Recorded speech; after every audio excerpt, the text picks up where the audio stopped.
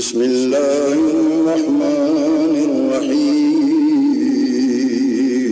شروع اللہ کے نام سے جو بڑا مہربان نہایت رحم والا ہے۔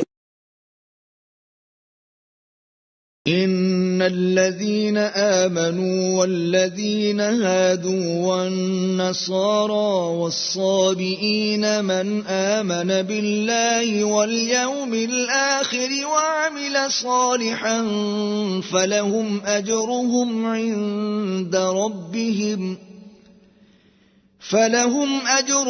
عند ربهم ولا خوف عليهم ولا هم يحزنون۔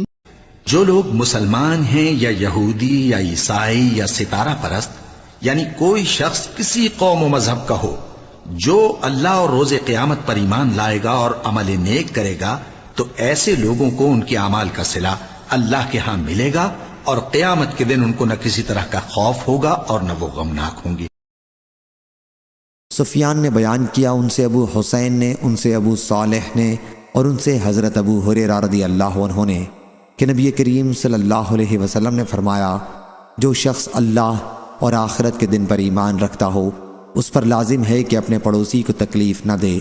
جو شخص اللہ اور آخرت کے دن پر ایمان رکھتا ہو اس پر لازم ہے کہ اپنے مہمان کی عزت کرے، اور جو شخص اللہ اور آخرت کے دن پر ایمان رکھتا ہو اس پر لازم ہے کہ بھلی بات کہے ورنہ چپ رہے۔ صحیح بخاری حدیث نمبر 6136۔